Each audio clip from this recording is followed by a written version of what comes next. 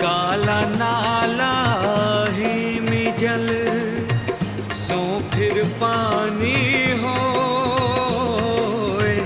काला नाला ही में जल सो फिर पानी हो।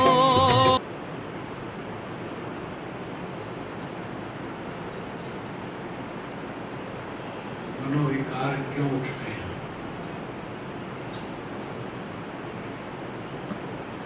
मनोविकार का अर्थ क्या होता है? मन का मैल, काम वासना उठना, क्रोध आना, द्वेष आना, लोभ आना, तृष्णा, लालच। जितना मन का उद्वेग है सब मनोविकार है। जैसे पानी और पानी की तरंग, पानी की तरंग उठती है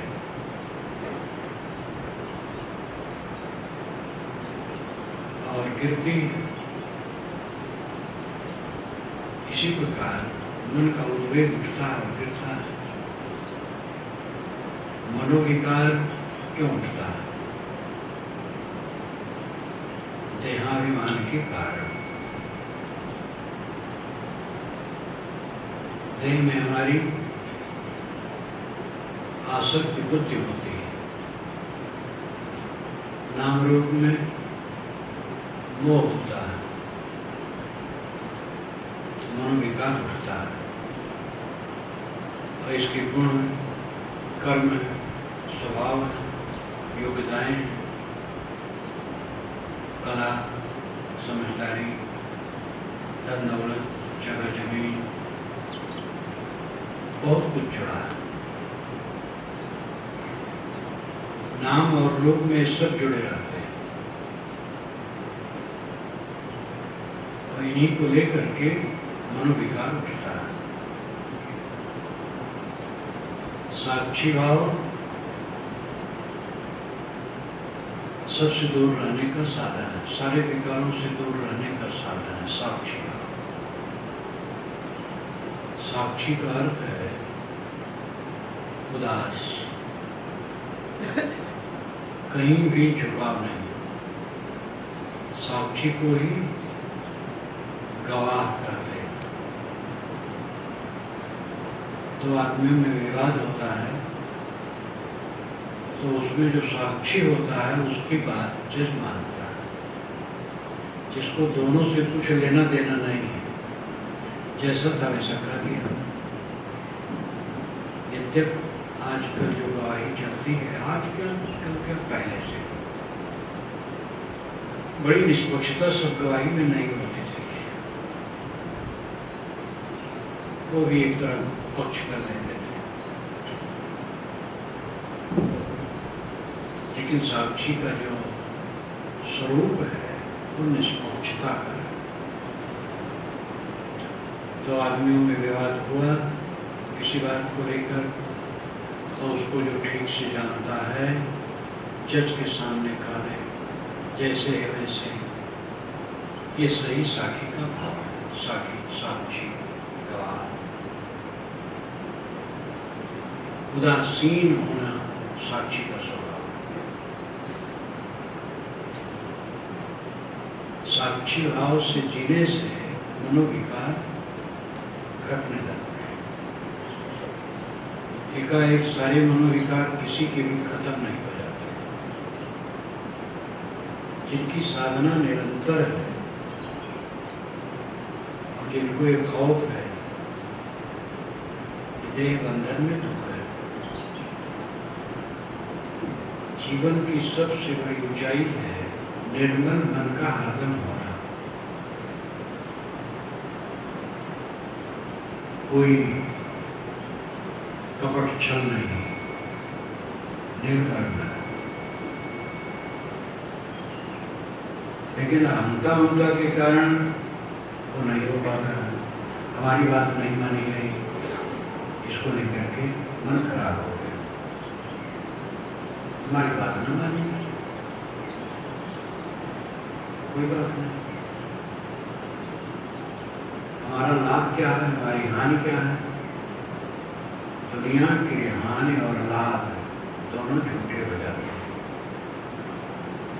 लेकिन उसमें हम अपने को इतना जोड़ देते हैं कि थोड़ा सा फर्क को लेकर हमें पीड़ा होने लगती है। हमारी बात हमारे साथी नहीं माने, मन खराब हो गया, अब उसको लेकर के अंदर में रिएक्शन चल रहा, प्रतिक्रिया चल रही है। दिल का ताड़ तनिक सी बात को लेकर के मन बहुत जुदा भाग रहे। इस मनोविकार में आदमी चलता रहता है। काम वासना मनोविकारों में बड़ा विकार है। देहाभिमान जितना होगा, काम वासना उतनी होगी। इसमें सजग रहना चाहिए सारा। जो एकदम ब्रह्मचर्य से आते हैं, नर या नारी कोई भी, उनको जो एकदम नहीं रह पाते हैं, उनको भी सावधान रहना चाहिए, क्योंकि हरदम काम विकार में रहेंगे तो उनका शरीर मन दोनों छीन होगा। गृहस्थ को भी अगर वो मन से काम वासना सोचता है तो अपना नुकसान करता है।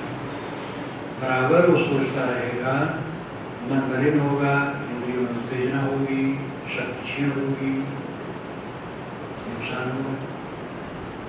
इसलिए गृहस्थ को भी ब्रह्मचर्य की जरूरत है, अधिक से अधिक ब्रह्मचर्य की जरूरत है। और आदमी जब जिस क्षण ब्रह्मचर्य छोड़ता है उस क्षण छोड़ता है, बाकी समय में तो ब्रह्मचर्य होना चाहिए। और बाकी समय में अगर वो काम वासना जगता है तो अपना नुकसान करता है।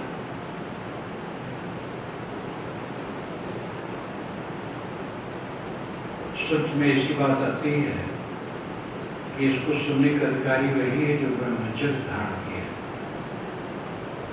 ब्रह्मचारी इसको सुन सकता है, ऐसा कहा गया उपनिषद में कहीं।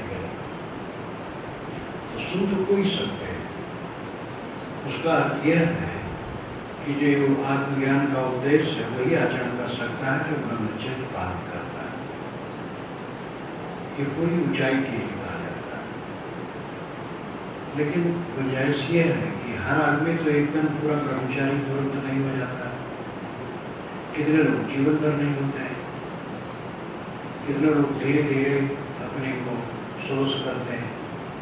लेकिन वो सब आत्मज्ञान सुनने, समझने, चिंतन मनन करने के अधिकारी हैं। क्योंकि अगर आत्मज्ञान की बात सुनेंगे नहीं, साधना नहीं करेंगे, विकार घटाएंगे नहीं, तो ब्रह्मचर्य उनका दृढ़ कैसे होगा? जितना विचार बढ़ेगा ब्रह्मचर्य में मन लगेगा। ब्रह्मचर्य जितना पालन होगा विचार दृढ़ होगा, दोनों के सहायक। इसलिए एक आगे कोई भी ऊपर नहीं पहुंचता, धीरे धीरे पहुंचता है।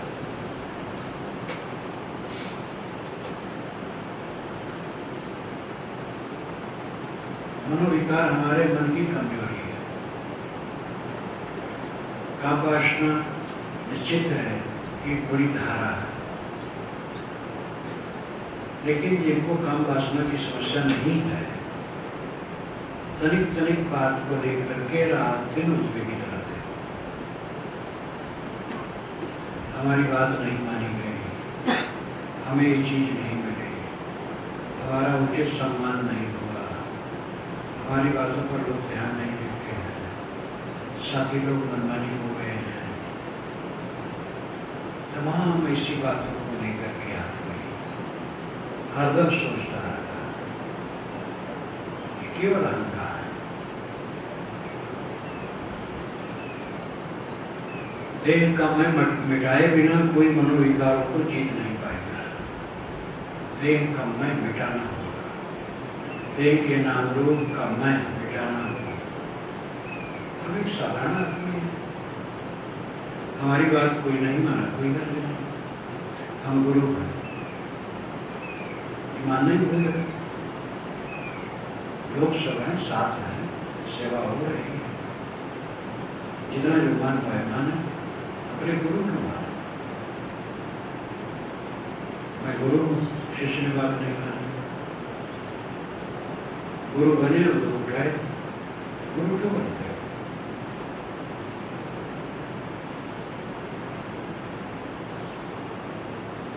विचारों द्वारा जो अपने अहंकार को धुलता है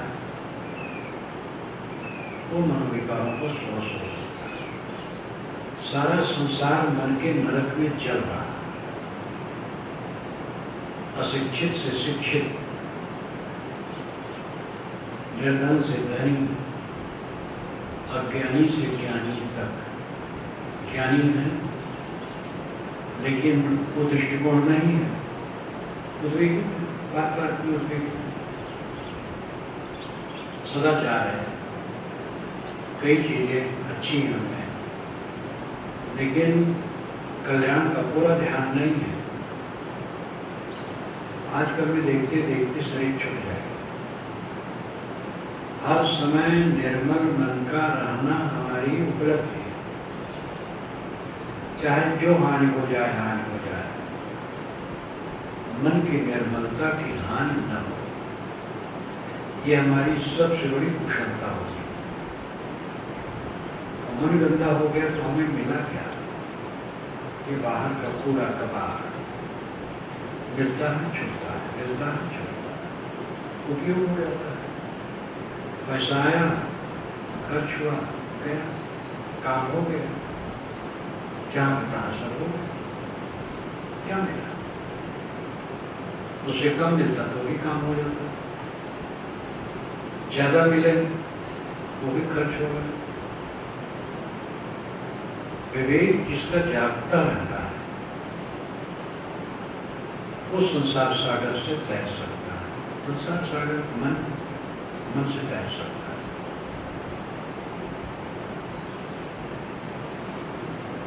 ये ध्यान रखना चाहिए कि हम प्रतिक्रिया में न जिए। प्रतिक्रिया एक खास रोग है मन का। प्रतिक्रिया में जो जीता है ज्ञान काम नहीं करता, बड़ा ज्ञानी है, बड़ा प्रवक्ता है, बड़ा लेखक है, बूढ़ा भी हो गया है, प्रतिक्रिया में है तो सुखी नहीं रहेगा। इसलिए सारी प्रतिक्रियाओं से ऊपर उठने की कोशिश होनी चाहिए। व्यवहार क्षणिक, प्राणी पदार्थ जो मिले सब छूटते ही जा रहे हैं।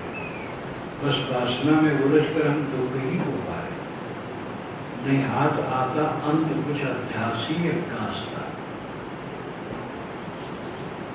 दुख के स्वरूप क्या किसी से वास्ता? जो प्राणी, जो पदार्थ, जो परिस्थिति मिलेंगे छूट जाएंगे और उनमें पड़ करके उलझ जाते हैं। बड़ी बड़ी सभा सोसाइटियां मिलती हैं, खो जाती हैं, भीड़ मिलती है, खो जाती है, सम्मान अपमान मिलता हो, खो जाता है, कुछ भी नहीं रहता। जो निरंतर सब कुछ बहता हुआ देखता है हरदम, वो मनोविकार में नहीं पड़ेगा। सब कुछ बह रहा, कुछ भी स्थिर नहीं, सब भागता जा रहा है। राजा जनक ने एक ब्राह्मण से कहा, महाभारत में बात आती है, तो मेरे देश की सीमा को छोड़ के बाहर निकल जाओ, ये तुम्हारे लिए दंड है। ब्राह्मण ने कहा, राजन अपने राज्य की सीमा बताइए कहाँ है। तो राजा शांत हो, ज्ञानी। उन्होंने कहा, मेरा तो कहीं कुछ नहीं, जब मैं विचार करता हूं तो मिथिला भी मेरा नहीं है। एक रूप है, वो कहे कि नहीं कहे, लेकिन जनक के लिए बात है कि वो ज्ञानी थे और केवल कहावत नहीं है। बृहदारण्यकोपनिषद में याज्ञवल्क्य और जनक का जो संवाद है वो काल्पनिक नहीं, पुराणों में कल्पनाओं के उड़ जाता है, लेकिन उपनिषदों में जो ऐसी बात आई है वो गाथा नहीं है। जब अजातशत्रु शायद नाम है काशी का राजा, जहाँ तक उसमें 1916 में लिखा है, उसके यहाँ एक ब्राह्मण जाता है और कहता है कि मैं तुम्हें ब्रह्म ज्ञान सुनाऊंगा। अच्छा, बड़ी खुशी। लोग तो मिथिला मिथिला जनक जनक कहा करके भाग जा रहे हैं जनक की तरफ, मानो जनक ही ब्रह्म ज्ञानियों को आदर देते हैं, दान करते हैं और ज्ञान चर्चा करते हैं। आपने ऐसा कहा तो इतनी गाय में आपको डाल देता हूँ। बड़ी खुशी। इससे लगता है कि जनक की महत्ता थी, वहाँ ज्ञान चर्चक को होती थी और दान भी होते थे।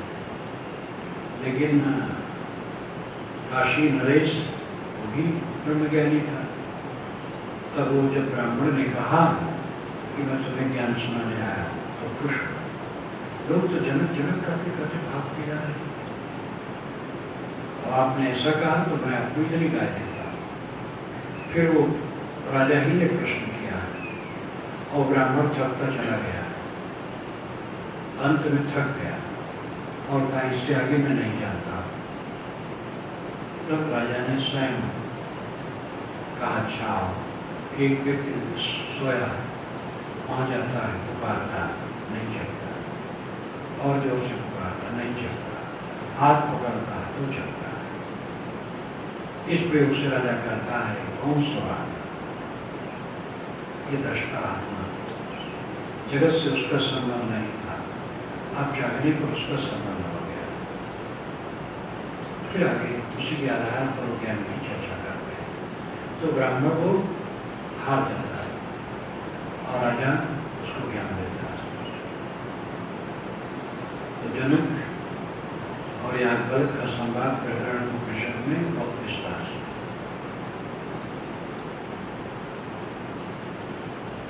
जब ये लगे कि हमारा यहाँ एक तृण नहीं, हमारा कोई अधिकार नहीं, और जो हम देह भाव लेकर के अपने को मानते मैं कुछ हूँ, मैं कुछ है। ये कई बार चर्चा की जाती है कि मेरे में दो मैं है, एक सच में एक झूठ में।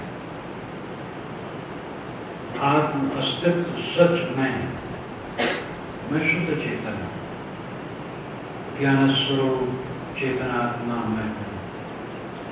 ये सच में है, झूठा में है देह, और देह का नाम हो। झूठा में ही जीव के सामने हरदम रहता है, उसी की अहंता ममता और उसी को लेकर के क्लेश। जब ये झूठे मैं को खो दे, और एक लागे खो नहीं जाएगा, निरंतर विचार करो तो ये खोया हुआ हो जाएगा।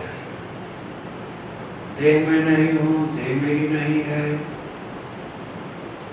अभी तो देह सच है, लेकिन अंततः ये भ्रांति है, कणों का जोड़ है, बिखर जाएगा, लुप्त हो जाएगा। ऐसा विचार जब निरंतर चलेंगे तो अहंता ममता टूटती चली जाएगी और मन की प्रतिक्रिया घटती चली जाएगी।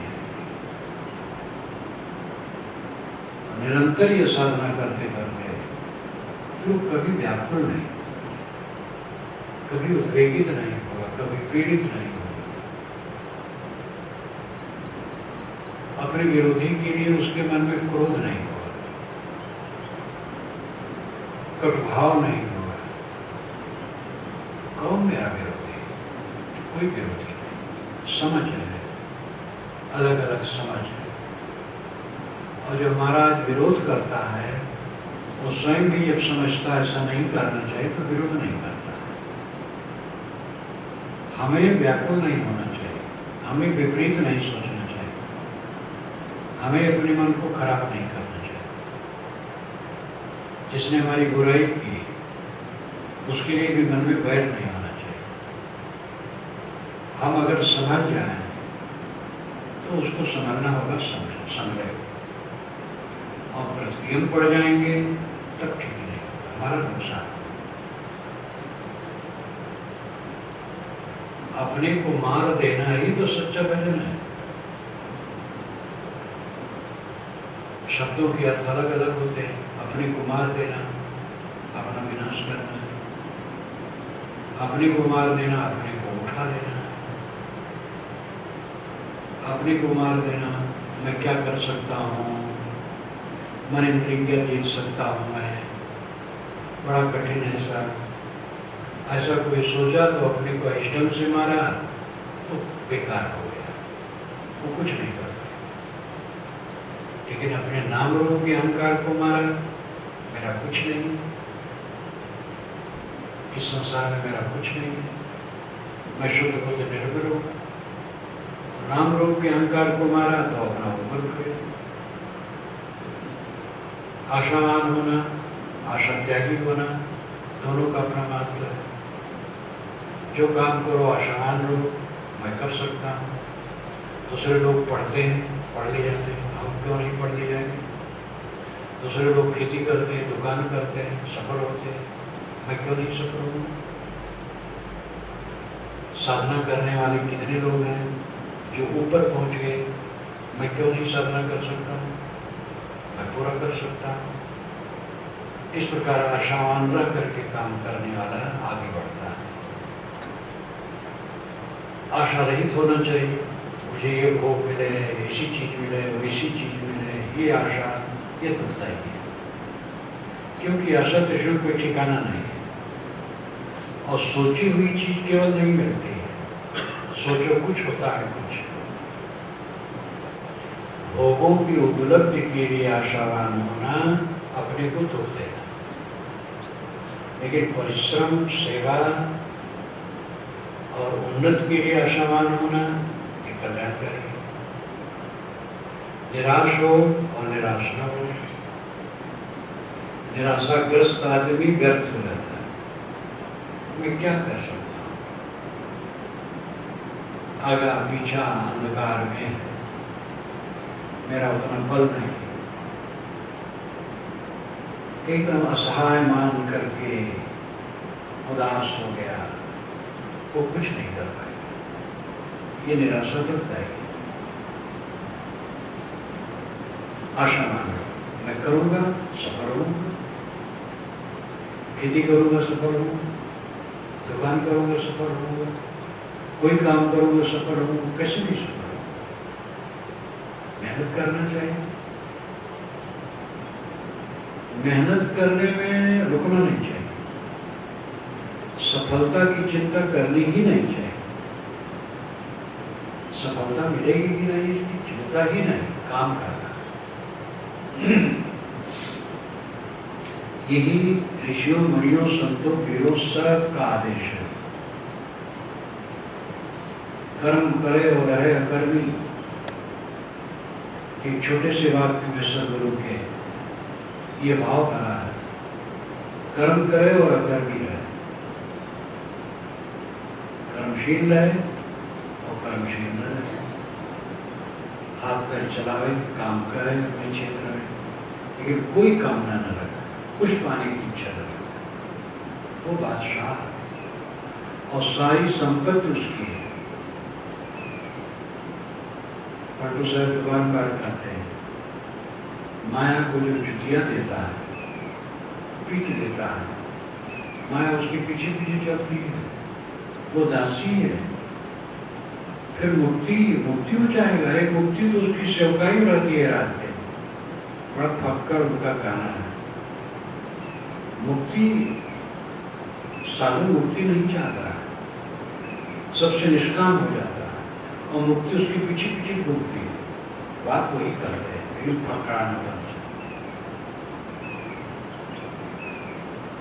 एक जगह उन्होंने लिखा है लंबा कि माया गई पलटू साहब के पास, वहां बहुत विनय की, उन्होंने फटकारा और पीटा। तो माया आई, विष्णु भगवान के पास पहुंची, रोने लगी कि अयोध्या में जो पलटू बलियां हैं उसने हमारा सिर पीटा है, तो सिर खोल करके उसने दिखाया, सिर में बड़ी चोट लगी थी, घाव था। यीशु ने कहा, कौन होता है पटवरिया? इंद्र से कहा, देखो उसमें क्या दम है जो इस प्रकार माया को धुतकार रहा है, बसाओ उसको। अप्सराएं गई, बहुत चालू दिखाई और सब बेकार हो गई, लौट करके आई। और विष्णु से उन्होंने कहा, आप सब देवताओं से, कि आप लोग अपना कल्याण चाहो तो जाओ पलटू बनिया की सेवा करो, वो किसी के बस में होने वाला नहीं। बड़ा बढ़िया, उनकी काव्य शक्ति बड़ी सुंदर है और कल्पना शक्ति बड़ी सुंदर है। हाई गाथात्मक, माया कोई व्यक्ति नहीं है, इंद्र कोई नहीं, विष्णु कोई नहीं, ये गाथा है। लेकिन जैसे गाथाएं पुराण में चलती हैं, वैसे गाथात्मक कथन वे अपनी वाणियों में जगह जगह देते हैं, हर जगह पकड़ाना है। मर जाओ, अरे मरे बिना तुम पाओगे, जीने की आशा रखते हो, अभी चाहते जीते हो तो जाओ घर अपने, अगर मरना तो आओ मेरे पास। डंडा दे करके बात पलटू साहब करते हैं। पलटू साहब की वाणी पर मैंने काम कर दिया। ये पुस्तक छपने में 400 पृष्ठ से तो कम नहीं होना चाहिए। निर्मल साहब या कबीर,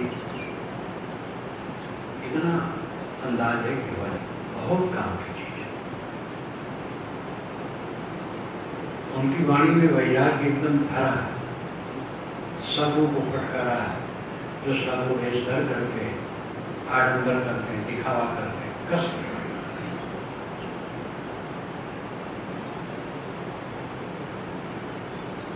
आध्यात्मिक ऊंचाई है इंद्रिय और मन के विकारों से अपने को ऊपर उठाना। मन का विकार कार्य जैसे सब हो जाता है। मन के विकार से ही इंद्रिय विकार है। मन विकारी न हो तो इंद्रिय विकार नहीं होगा। मन मूल है, मन को धुनो, जागते रहो। ध्यान में जब बैठो, एकाग्रता का काम करो। जिस साधन को लेकर के एकाग्र करो उसमें लगाओ, सावधानी रखो, इधर उधर न जाए। लेकिन जब तक जागो तब तक ये साधना चलनी चाहिए। वो क्या है? मन को देखते रहना। और जब ऐसी आदत बन जाती है तो हर समय उसकी साधना चलती है, हर समय अपने मन को देखना है, मन में विकार न आने पाए, ये जागृति होनी चाहिए। ऐसा मसो वीर्यो ब्रह्मलो को ना ये जीवन मृतन न माया चाहिए। ऋषि है, प्रश्न उपनिषद एक उपनिषद है, 1916 में इसको अच्छी तरह से विवरण दे करके समझाया गया है। छात्र जिज्ञास उनके पास आए, जो महाश्रोत्रिय महाशाला बड़े बड़े विद्वान हैं और बड़े बड़े घर वाले संपदाशाली, और उनके आश्रम में रुके। प्रहलाद ने कहा, क्यों ना पढ़े, वे हम लोगों के प्रश्न है। उन्होंने कहा, ठीक है, 1 वर्ष ब्रह्मचर्य वास करो, यानी ब्रह्मचर्य पूर्वक 1 वर्ष यहाँ रहो, आश्रम की सेवा करो, और 1 वर्ष बीत जाने पर तुम अपना प्रश्न रखना। अगर मैं जानता हूँगा तो उत्तर दूंगा। इतना लाभ। ये भी नहीं कहे कि तुम लोगों के जो प्रश्न है कहीं बता दो कौन प्रश्न, पूछे ही नहीं। 1 वर्ष रहो, ब्रह्मचर्य वास करो, 1 वर्ष के बाद अपना प्रश्न रखना, तो मैं जानता हूँ तो बता दूंगा। ये भी नहीं कहते मैं सब जानता हूँ। तो उपनिषद के ऋषियों की विशेषता है, वो सब के सब 1 वर्ष आश्रम में रहे, सेवा करते रहे। वहाँ सत्संग तो होता ही होगा जहाँ ज्ञानी लोग हैं। एक वर्ष जब बीता तब कहे अब तुम लोग अपना प्रश्न करो। तो एक एक को बुलाए, वो प्रश्न किया, उसका उत्तर दिया। और ऐसा भी उत्तर अंत में आया कि मैं इसके विषय में इतना ही जानता, इसके आगे नहीं जानता। फिर ये भी कहा इसके आगे कुछ है भी नहीं। 6 प्रश्नकर्ता वालों को प्रश्न कराया और समाधान दिया। उसी क्रम में ये विकलाद इसके मुख से निकला, तेषाम असो ब्रजो ब्रह्मलोको न ये जीवन नृतन न माया चेत।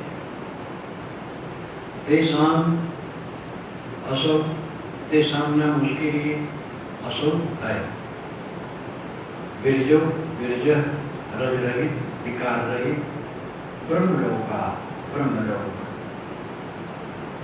उसके लिए ब्रह्मलोक है। न इस जीवन, न जिसके मन में जीवम है, जीवम का अर्थ कुटिलता, छल कपट, छल कपट नहीं, अनित्यम झूठ नहीं है, माया दिखावा नहीं, जीवन कुटिलता, माया छल कपट, अनित्य झूठ जिसके मन में नहीं उसके लिए ब्रह्मलोक है। वो ब्रह्मलोक विरज, रज रही, गर्दा गुब्बार से रही, रज का धूल, लेकिन ये रज बाहर का धूल है। निर्मल ब्रह्मलोक उसके लिए है जिसके मन में कुटिलता नहीं है, झूठ नहीं है, छल कपट नहीं, सार्वभौमिक बात। निर्मल ब्रह्मलोक कहाँ है? बस अपना अस्तित्व। कपट गया, कुटिलता गई, असत्य गया, मन निर्मल हो गया। मन निर्मल हो गया, ब्रह्मलोक मिल गया, आत्मा ब्रह्म है। आत्मा अशुद्ध नहीं है, मन अशुद्ध है। आपका जो अस्तित्व है वो निर्मल है, ये विश्वास करो। आप कहेंगे कि मन खराब हो जाता है, कैसे हम शुद्ध हैं? मन खराब हो गया, आप शुद्ध हैं, लेकिन मन के खराब होने से फिर आपका नुकसान है। मन को खराब न होने दीजिए, बस बेड़ा पार। मन को शुद्ध करना, आत्मा को शुद्ध नहीं करना। आत्मा तो शुद्ध ही है। जहाँ कहा जाता आत्मा को शुद्ध करो, तो वहां भी अर्थ मन से होता है। गीता में तो बराबर आता है, मन का अर्थ आत्मा, मन का अर्थ मन। कई जगह स्थान भेद से अर्थ हो जाता है। तो अपने मन को निरंतर देखो। मनोविकार का कारण कामना, अहंकार है। कामनाएं पूरी नहीं होती हैं तो मन में प्रतिक्रिया होती है। अहंकार में ठेस लगती है तो मन में प्रतिक्रिया होती है। और किसी की कामना तो कभी पूरी नहीं हुई है। अब अहंकार तो सदैव में रुलाएगा। थोड़ा सा अहंकार रखेंगे, उतनी मात्रा में चलेंगे। क्षमा नाम की चीज तो प्रकृति में कहीं है नहीं, किसी के लिए मुरव्वत नहीं। जरा सा अहंकार करेंगे तो चलेंगे। ज्ञानी बड़े हो बहुत, कोई फर्क नहीं, चाहे जितने ज्ञानी। अहंकार लाए तो जलन हुई। इसलिए शाब्दिक, शास्त्रीय, बौद्धिक ज्ञान काम नहीं करेगा, आचरण काम करेगा। साधक को चाहिए वो अपने पर डट जाए। मन के विकारों को निकालने के लिए कमर कस दे। सारा नुकसान हो जाए मन विकारी का, क्योंकि आजकल में ये संबंध रहेगा और क्षण संबंध मिटता है। देखो, जब से गुजरात आए, पहले तो भोपाल से सीधे राजकोट गए, वहाँ राष्ट्रीय शाला गांधी का प्रतिष्ठान पड़ा है, वहाँ पर मेरे कार्यक्रम होते हैं करीब 8-10 वर्षों से। राष्ट्रीय शाला से मोरबी गए, स्वामी दयानंद जी की जन्म स्थान की जगह, वहाँ भी देखे, वहाँ के कार्यक्रम हुए। फिर जामकुमारिया गए, वहाँ से अहमदाबाद आए, अहमदाबाद से बड़ौदा आए, बड़ौदा से उत्तरपुरी आए। वो सब भोजन कुछ नहीं। अहमदाबाद में 7 दिन का था, असम में कुछ नहीं। इन जगहों में कहीं भी हम किसी की ईर्ष्या किए होते हैं, किसी पर क्रोध किए होते हैं और मनोविकार हुआ होता तो मेरा नुकसान हुआ होता, और उससे बचे रहे, ये हमारा फायदा है। और जिसके लिए भी ईर्ष्या करते, क्रोध करते, कुछ करते, वो रहने वाले थे, देखो सब गायब हो गए। ये दृश्य पा रहा है, जो सामने हमारे आता है वो रुकता नहीं, पाता चला जाता है। इसके लिए कोई विशेष बात करने की आवश्यकता नहीं, ध्यान देने की आवश्यकता, सब समझ सकते हैं। दृष्टि घूमनी चाहिए, समझ में आवे। उसी संसार में विवेकवान रहता है, उसी संसार में अविवेकी रहता है। अविवेकी की नजर दूसरी, विवेकी की नजर दूसरी। एक युवती है, उसके लिए एक व्यक्ति काम की दृष्टि से देखता है, एक व्यक्ति है उसकी बहन है और बहन की दृष्टि से देखता है, और उसका पुत्र है संध्या माँ की दृष्टि से देखता है। संत है, उसको एक माँ के रूप में अथवा प्रकृति के रूप में देखते हैं, मिट्टी का होता है। देखने की दृष्टि अपनी, एक सिंह अगर होगा तो भोजन के रूप में देखेगा, सिंहनी को देख कर के कामातुर हो सकता है, लेकिन नर शरीरधारी किसी नारी को देख करके वो कामातुर नहीं होगा, भोजन सकेगा। पंजा मारे और पीड़े समाज का चीज वही है, दृष्टि अलग अलग है। हमारी दृष्टि दिव्य हो जानी चाहिए और निरंतर के परिश्रम से होगा। व्यवहार का काम जो जहां है कर ले, और ज्ञान के ग्रंथों का अध्ययन सत्संग में मन लगा है। पहले तो सत्संग में बैठो तो सत्संग की बात सुन सकते थे। विज्ञान ने आजकल सुविधा दी है, ऐसे ज्ञान वैराग्य के प्रसंग जहाँ प्रवचन में हुए हैं और की सीढ़ी बनी हुई लगा सुनते हो, बहुत सुविधा है। अब तो मोबाइल में बहुत से प्रवचन भरे जाते हो। कुछ लोगों ने मुझे बताया कि महाराज आपके इतने प्रवचन हमारे मोबाइल में, तो जा रहा था सुनता रहा। तो विज्ञान ने सुविधाएं दी है और उसका दुरुपयोग करने वाले अपना दुरुपयोग करते हैं।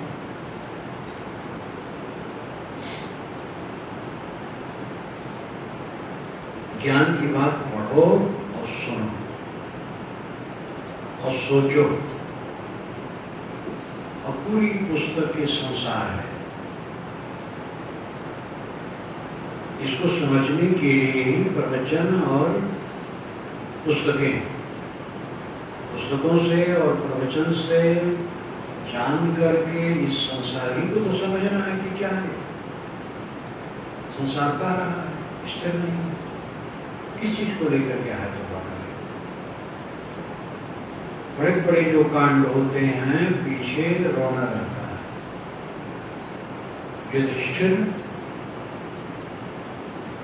जीत गए, दुर्योधन हार गए, मारे गए, उनका सब मर गए, लेकिन वो मर करके छुट्टी पा गए।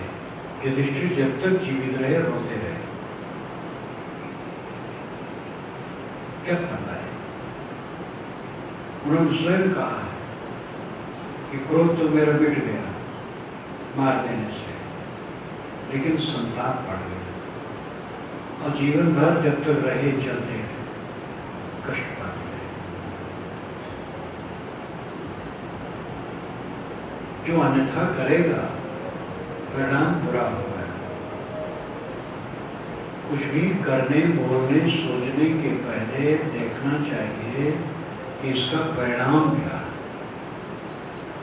परिणामदर्शी जो होता है वो अपने को संभाल के रखता है। खाने की चीज मिलेगी और पूते खा गए, परिणाम क्या हो गया? परिणाम तो दुख होगा। ऐसा मत खाओ। हर बात पर सोचो परिणाम क्या हो, नतीजा क्या हो, अंजाम क्या हो। अगर कोई परिणाम दर्शिता पूर्वक काम करेगा तो निश्चित है वो थोड़े दिन में स्वस्थ हो जाएगा।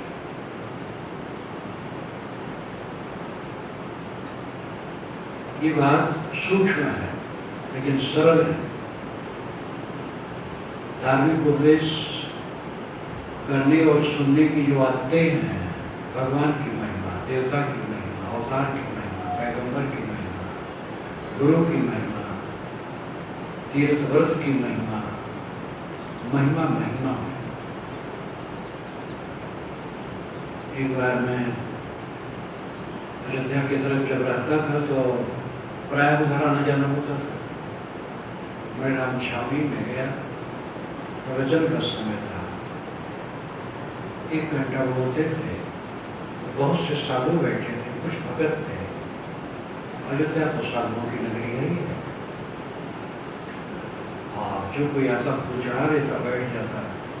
नृत्य गोपाल दास जी महाराज जिसमें जन्मस्थान ट्रस्ट के अध्यक्ष हैं, मेरी उम्र के हैं, 1-2 वर्ष कम हो गए। मेरे मित्र हैं बहुत दिनों से। मैं 1-2 साधु को लेके गया, लेकिन ऐसे कायदे से गया कि उनके पीछे बैठ गया, कोई जान नहीं पाया। और वो बोलते रहे। एक पोथी रही संस्कृत में, और उसी पर काष्ठ की मूर्ति बना के कैसे पूजना चाहिए, मिट्टी की मूर्ति बना के कैसे पूजना चाहिए, धात की मूर्ति बना के कैसे पूजना चाहिए, वही सब था। घंटा भर वही करते रहे, कोई प्रसंग नहीं था। खत्म हुआ, सब उठे चलने लगे। तो मैं उठ करके सामने हुआ, नमस्कार किया, वो भी नमस्कार किए। साहब तो साहब बंदगी तुरंत करते हैं। आप कब आए? मैंने कहा जब आपका प्रवचन शुरू हुआ उसके पहले आया। कहाँ रहे? आपके पीछे। तो आपको सुनने के मैंने कहा तो मैंने कहा सुनने के लिए आप कहे ही नहीं हैं। मैं सोचा अगर सामने जाऊंगा तो बड़ा परेशान होंगे, क्योंकि जो प्रसंग है उसमें और क्या मिलाएंगे और कह नहीं पाएंगे, इसलिए मैं पीछे बैठ के सुन गया। घंटा भर गई, ये मूर्ति बनावे तो ऐसे पूजा करे, इसकी मूर्ति बनावे ऐसे पूजा करे, वही सब कहा। काशी में एक रामायणी मुझसे मिले। शाम के टाइम में वही नगर पालिका का क्षेत्र था, पार्क था, उसमें घूमने जाता था। मिल गए, हनुमानगढ़ी के साधु थे, वहाँ पढ़ते थे। कई महाराज एक रामायणी हमसे कहते थे, रामायण आनंद देने के लिए बना। रामायण आनंद देने के लिए बना। फिर वही मुझे पहली बार किंकर के प्रवचन में ले गए, जहाँ ज्ञानवापी पर विश्वेश्वरनाथ मंदिर के पास छोटा सा आंगन है, उसमें लोग बैठे थे। और बोले अच्छा लगा किंकर जी का भाषण। पहली बार उनको सुना, उसके बाद 2-3 बार सुना। किंकर जी के भाषण में साहित्यिकता रहती थी, भक्त रस रहता था और कल्पना की उड़ाने रहता। तथ्य चिंतन बहुत कम रहता था। बिंदु जी का भाषण 1 घंटा सुना काशी में, ज्ञानवापी पर ही। तो चौक की एक छत पर वहाँ ज़्यादा भीड़ थी। ये बात कोई हो सकता है 62-63 की। उस समय उनकी उम्र 75 से कम नहीं रही होगी। पहले एक महिला बोल रही थी, वो भी अच्छा बोल रही थी। फिर वो आए, उनका टाइम हुआ। बिंदु जी ये वृंदावन के गए तो बैठे, एक चौकी जैसी ऊंची थी, बैठ गए, बोलना शुरू किया। बहुत बढ़िया बढ़िया। जो बीच में चौपाई बोलते थे, मेरे भाई खड़े हो जाते थे। 75 वर्ष के थे, लेकिन गला उनका तो जैसे कोई 15 वर्ष का लड़का गा रहा है। गला बड़ा सुंदर था, किंकर जी का गला नहीं था। वो व्याख्या बढ़िया करते थे। तो बिंदु जी का प्रवचन 1 घंटा सुना, लेकिन जीवन के लिए कुछ नहीं था, दुख था। रामचरितमानस से यहाँ से उठाए चौपाई, वहाँ से उठाए, यहाँ से उठाए, वहाँ से उठाए। तो भरत की भक्ति उतनी ऊंची नहीं थी जितनी हनुमान जी की। और किंकर कहते थे कि भरत की भक्ति ऊंची है सबसे ज्यादा। ये दोनों का चलता था। जब बिंदु जी वृद्ध थे तब किंकर जी जवान थे। बिंदु जी मर गए, किंकर जी बहुत दिन तक रहे। अभी शायद 7-8 वर्ष, 5-6 वर्ष हुआ किंकर जी मरे। तो गाने सुनने में इतना बढ़िया लगता था कि मेरे रोए खड़े हो जाए जब वो चौपाई गावे, इतना सुंदर है, इतना भाव प्रकट करे, मन मगन हो जाए।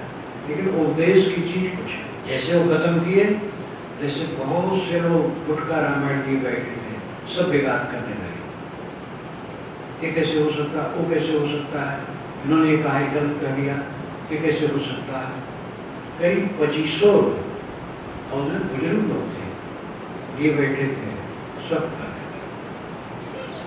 ऐसे ऐसे बड़ी बड़ी सभाओं में देखता हूँ कि रस लेने देने की बात करते हैं, सुधार की बात, कल्याण की बात बहुत कम होती है। आत्मा पर जो और अपने को पहचानो। भगवान की महिमा कहते कहते 1 घंटा बीत जाएगा, तुम कौन हो इसका कहीं कोई चर्चा नहीं। अपने को पहचान, अपने को पहचान लेने वाला भगवान को पहचान लिया। आत्मा को समझ लेने वाला परमात्मा को समझ लिया। जब आत्मा समझ में आ जाएगा तब परमात्मा अलग अलग नहीं जाएगा।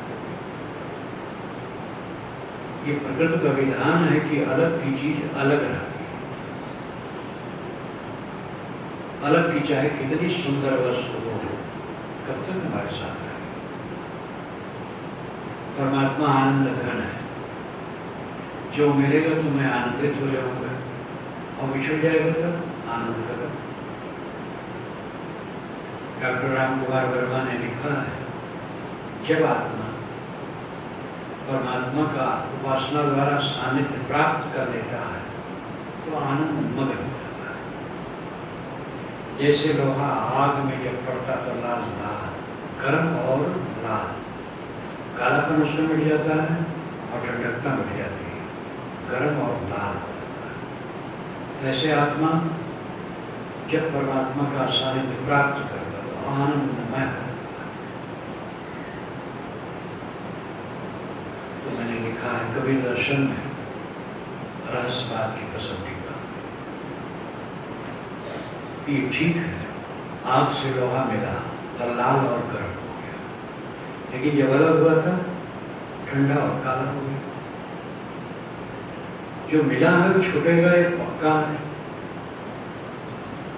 परमात्मा से मिला आनंदमय हो गया, और परमात्मा से छूट गया था क्लेश में पहुंच। इसलिए उधारी का सौदा कितना खाओ। और भी जो परमात्मा का सानिध्य कहते हैं वो कल्पना का सानिध्य है। साधक ये सोचता है मेरे चारों तरफ सच्चिदानंद घन परमात्मा व्याप्त है, और मैं उसमें डूबा, उसमें लीन हूं। ये कल्पना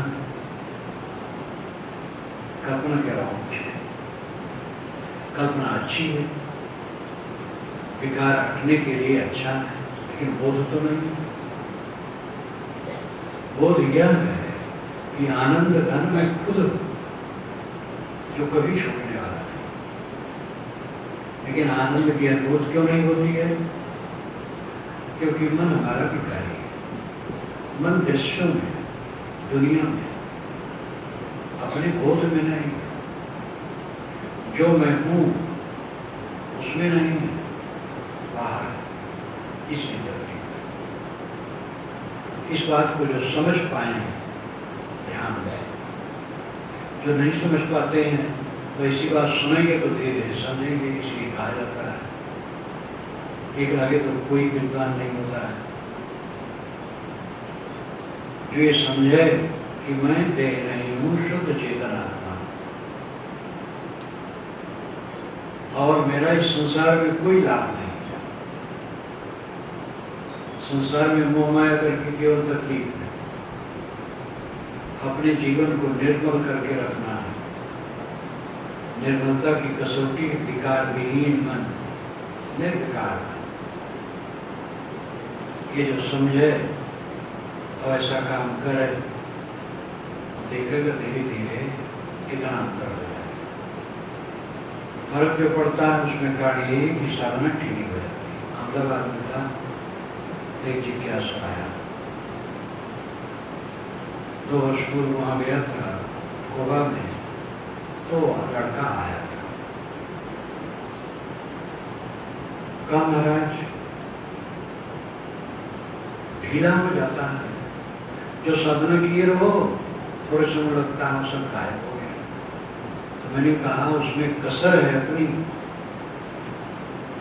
दुनिया के राग में पढ़ के और प्रपंच में पढ़ करके साधना ठीक हो गई। साधना निरंतर होनी चाहिए। विवेक विचारों का प्रवाह निरंतर चलता है। ध्यान में तो आदमी कुछ समय बैठेगा, ध्यान करो, रोज करो, लेकिन काम करते हुए, चलते फिरते हुए, लेटे बैठे सब समय विचार करो। विचार का प्रवाह जहां बहेगा मैल जमेगा नहीं। जहां पानी का प्रवाह आता है वहां काई नहीं जमेगी। जहां प्रवाह नहीं रहता काई जम जाती। विचारों का प्रवाह चित्त में चलना चाहिए।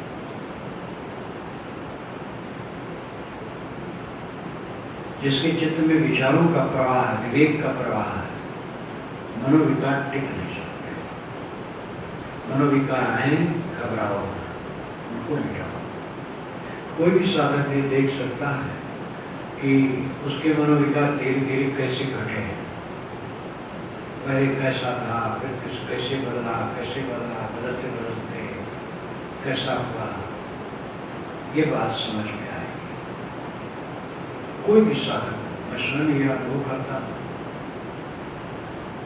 कि जो मन का प्रवाह चलता था 18 वर्ष की उम्र में, 20 वर्ष की उम्र में, वो साधना में चलते चलते वो मन का प्रवाह कितना घटा, फिर आगे चल फिर भी कितना घटा, कैसे करते करते मिले हुई। कोई भी साधना करे स्वयं अनुभव होगा। तो साधना की सफलता यही है कि निरंतर मनोविकार घटते जाए। मनोविकार घटते जाए तो चिंता, फिक्र, कला, क्रिया, ये सब अपने आप खत्म होते चले जाए। और ऐसा मन हो जाएगा निर्मल, मक्खन, हर समय विश्राम, कुछ हानि लाभ नहीं। गाली पा करके भी उसको कोई कष्ट नहीं, अपमान पा करके भी कोई कष्ट नहीं, सब समय आनंद का। क्या घटा, क्या घटा, कुछ नहीं। मनोविकार अज्ञान, अहंकार, कामना से आते हैं और सावधानी घटती है तो आते हैं। निरंतर सावधान रह करके अहंकार, कामना पर कब्जा करके मनोविकारों को बिठाओ।